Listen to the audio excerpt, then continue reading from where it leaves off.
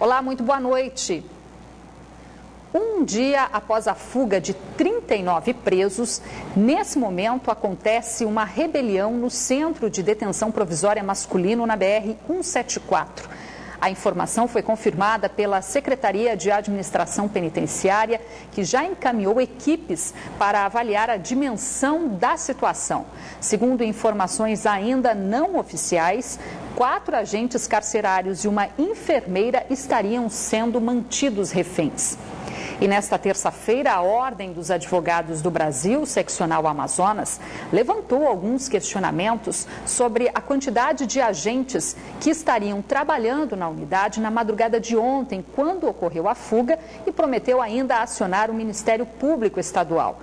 A Secretaria de Segurança Pública também informou que assumiu as buscas para capturar os detentos que seguem foragidos.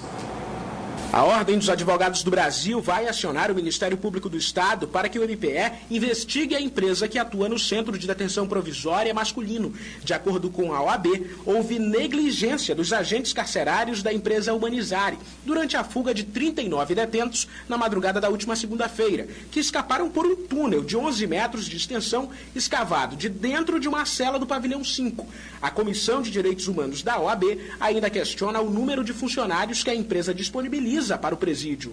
Bem, com toda certeza, 75 agentes é o número do contrato com 800 presos. Hoje lá, nós temos 1.513, eu vi o quadro lá, 1.513 detentos, consequentemente, teria que ter pelo menos 130 agentes ali por turno. Em nota, a Secretaria de Administração Penitenciária informou que repassou a situação da fuga para a Secretaria de Segurança Pública, que agora trabalha com a inteligência para capturar os detentos que seguem foragidos. E agora há pouco, a empresa Humanizare, contratada pelo governo do estado para fazer a segurança interna dos presídios do Amazonas, encaminhou uma nota de esclarecimento em que aponta que a superlotação do presídio, que tem capacidade para 568 detentos, mas que abriga pouco mais de 1.500, aumenta os riscos. E que, apesar disso, a empresa tem se empenhado para garantir a segurança da unidade, executando até mesmo serviços além dos contratados. Tanto que outros túneis foram descobertos este ano graças à ação dos agentes terceirizados. Sobre a última revista realizada no CDP há 5 dias, a Humanizare informou que ela foi feita pelo diretor da unidade, representante da Secretaria de Administração Penitenciária, e que a troca de presos entre as celas é decidida apenas pela direção, não tendo a empresa qualquer responsabilidade. A nota afirma ainda que a utilização de cortinas de lençóis nas celas é de total ciência da SEAP, já que geralmente ela é permitida para garantir mais privacidade aos presos durante as visitas íntimas. A última delas ocorreu no dia 1º de maio, véspera da fuga. A nota também reforça que a responsabilidade pela guarda externa é exclusiva da Polícia Militar do Amazonas, que, segundo a empresa, não estaria enviando o contingente de policiais militares suficiente para a função, o que também teria facilitado a fuga desta segunda-feira. A Polícia Civil investiga a morte de uma criança de apenas 4 anos que pode ter sido vítima de maus tratos na capital. A mãe e o padrasto já foram ouvidos, mas foram liberados. O corpo da menina de apenas 4 anos de idade foi encaminhado ao Instituto Médico Legal após a morte ter sido constatada neste pronto-socorro na zona norte de Manaus. A menor foi trazida pela mãe e o padrasto ao serviço de urgência. De acordo com a direção da unidade, a criança deu entrada com quadro de parada cardiorrespiratória. Apesar das tentativas de reanimação pela equipe de atendimento, a menina não resistiu. Ainda de acordo com a unidade hospitalar, a criança apresentava vários hematomas pelo corpo. A polícia foi acionada. O caso foi registrado no 15º Distrito Integrado de Polícia. A mãe e o padrasto de Letícia Ferreira Lobato prestaram depoimento e foram liberados. Segundo o delegado, o casal alegou que a menina sofreu uma queda no banheiro de casa no último dia 30 e que ela tinha passado mal. O inquérito para apurar se houve crime no caso foi remetido à Delegacia de Proteção à Criança e ao Adolescente. Para que nós possamos apurar a verdade dos fatos, ou seja, se houve um homicídio, se houve um crime omissivo ou até mesmo se não houve um crime.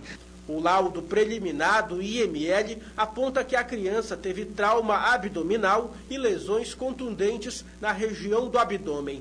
O pai de Letícia teria procurado a polícia para denunciar relatos de supostas agressões à menina. Um homem foi preso acusado de enganar pelo menos 20 pessoas em negociações de compra e venda de veículos na manhã de hoje no bairro Cachoeirinha, na zona sul da capital. Segundo a Polícia Civil, Willer de Souza Nazaré, de 36 anos, fingia realizar o agenciamento de veículos dos clientes, quando, na verdade, vendia os automóveis para pagar dívidas pessoais.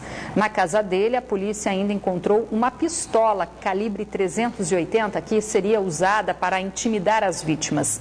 Willer foi indiciado por estelionato e apropriação indébita e autuado em flagrante por posse ilegal de munição, e ele será encaminhado à cadeia pública Raimundo Vidal Pessoa. O desembargador Flávio Pascarelli será o substituto de Graça Figueiredo na presidência do Tribunal de Justiça do Amazonas. A eleição foi realizada na manhã de hoje, mas a posse está prevista só para julho. Também foram eleitos hoje o novo vice-presidente e o corregedor do tribunal.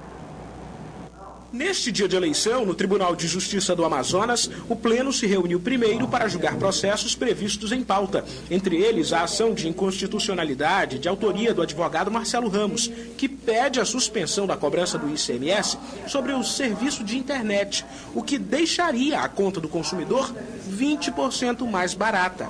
A ADIM estava nas mãos do desembargador João Simões, que pediu vistas do processo no mês passado.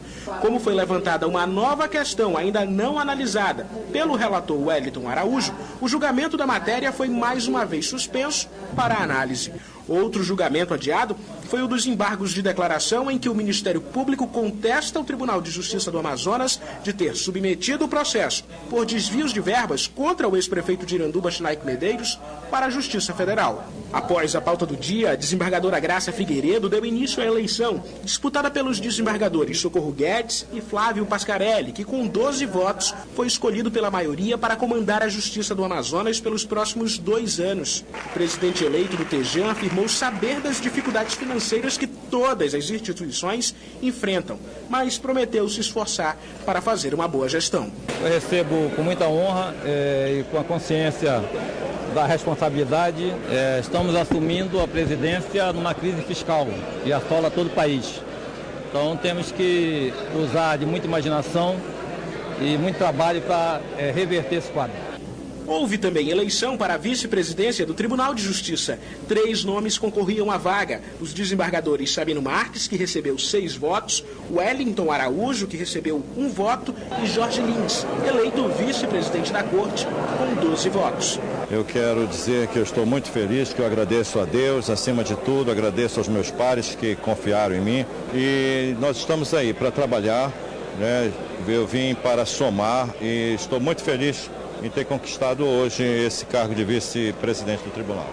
Com 13 votos, o desembargador Aristóteles Turi também foi eleito o novo corregedor do tribunal. O que faz o corregedor? Ele faz exatamente corrigir os erros, mas ele trabalha também com a prevenção. Antes que ocorra o erro por parte de algum funcionário, a gente providencia para ensiná-lo, instruí-lo com relação às regras do Tribunal de Justiça.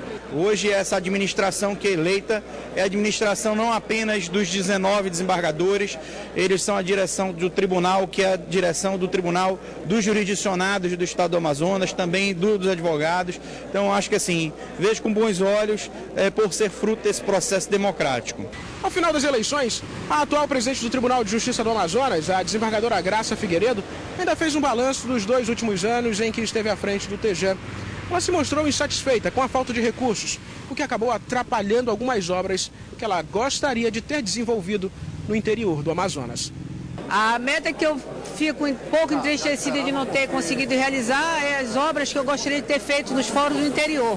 A nova diretoria do Tribunal de Justiça do Amazonas deve ser empossada em julho, para o biênio 2016-2018. A proximidade do Dia das Mães não tem deixado muito otimistas os comerciantes das galerias populares que questionam a permanência de muitos ambulantes ainda nas ruas do centro da capital. Devido ao baixo movimento, algumas lojas têm permanecido fechadas, mas a prefeitura nega que comerciantes estejam abandonando os pontos de venda para voltar para as ruas. Os camelões começam a arrumar as mercadorias cedo. Logo, as ruas do centro da capital ficam tomadas de barracas. Cláudia trabalha neste ponto, próximo ao relógio municipal. A expectativa é que as vendas aumentem com a proximidade do Dia das Mães. Os clientes já estão acostumados a comprar aqui com a gente, né? Já conhecem, né? Já sabem onde tem, né, o produto que eles querem comprar. Né? Em fevereiro de 2014, a prefeitura iniciou a execução do projeto Viva Centro Galerias Populares, com o objetivo de reordenar o centro histórico da capital a partir da retirada dos camelões das calçadas. Mas o que podemos perceber é que muitos vendedores ambulantes ainda permanecem nas ruas do centro, movimentando o comércio informal. Já nos shoppings populares, os camelões que se tornaram microempreendedores reclamam de prejuízos. Nesta galeria, na rua Miranda Leão, no entorno do porto, é possível encontrar lojas fechadas em pleno horário comercial. Esperando, né, que com o Dia das Mães, né, se aproximando, a gente venda alguma coisa, mas por enquanto a gente não está vendendo nada aqui. A gente percebe algumas lojas fechadas. O que acontece? É porque devido o pessoal ainda estar na rua, né, tem muita gente na rua ainda, tem lojas aqui que as pessoas ganharam, mas nunca vieram trabalhar, porque estão na rua. Seu Valdemir também faz questão de manter a loja arrumada à espera de clientes. É uma concorrência desleal, que não tem condições. Não tem condições. Tudo padronizado aqui, organizado e na rua? É, o pessoal lá está ganhando dinheiro à vontade. A Subsecretaria Municipal do Centro Histórico nega o abandono de pontos de venda nas galerias populares, mas afirma que os permissionários podem responder por desocupação. Algumas lojas abrem, né, em horários diferenciados, às vezes não abrem o dia todo, abrem pela manhã ou abrem pela tarde. Todas as galerias são regidas por uma regra interna, né, que é o regimento interno. Então, nessas regras, eles precisam cumprir, que nem regra de shopping. E podem até chegar a perder o seu espaço de trabalho. Ainda de acordo com a prefeitura, mais camelões só devem ser realocados quando for concluída a obra do Shopping Popular T4 na Zona Leste. Nós estamos aguardando ainda para atender os demais com a inauguração do Shopping T4, que em meados agora de junho já deve aí atender mais de 700 camelões.